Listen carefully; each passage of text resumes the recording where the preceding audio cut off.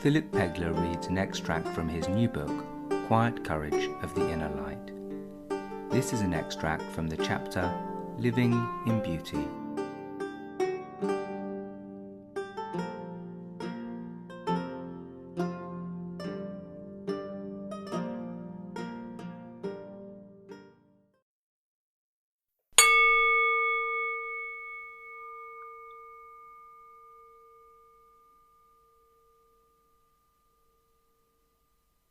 At the close of each day, pause a while and give thanks for the fleeting hours that have only just gone, whether they've been easy or difficult, happy or sad.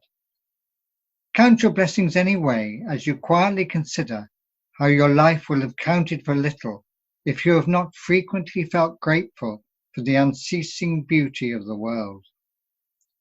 And if you're mostly so absorbed by the endless demands of living, but all too often you fail to notice the wonders of nature all around you, do not pass judgment on yourself, but instead bring compassion to bear on the suffering of others, more bereft of background support than you have ever been.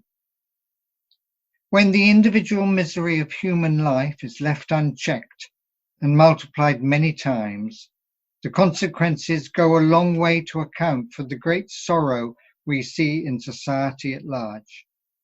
And that is an unfortunate fact for which we must each take a measure of responsibility, because the outer world reflects the quality of our own life.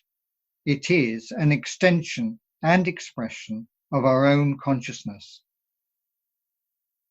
Yet, there is no room for blame, no need for harsh judgment concerning the way things happen to be.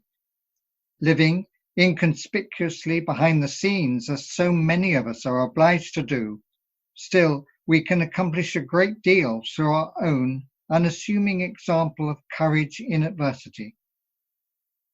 It is better by far to do what we can to help while we can than waste valuable time in regret for what might have been if things had only been done differently. To live with clear-sighted wisdom in a world freshly perceived in the illumined perspective of its essential unity is the resumption of normality at the deepest level. To be able to view the ordinary mess of human affairs with more clarity and hope, and in the light of active faith renewed through deep understanding, is good enough to rejoice, is it not? We need to celebrate the simple fact that we are still alive and reasonably well, notwithstanding the difficulties that will inevitably remain, so long as our physical existence endures. It is quite normal to feel happy, normal to experience joy. Living is not intended to be a miserable affair, beset by problems and conflict. It is only humanity's collective ignorance that has made it so.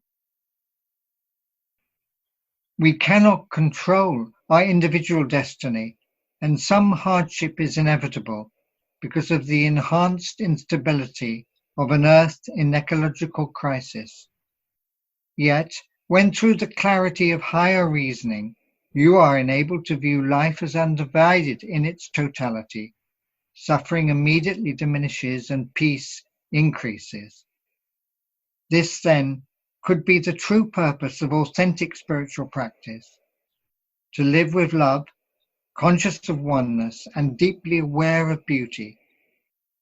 It is wonderful to even try to live in that way, and one is naturally grateful for the opportunity to do so.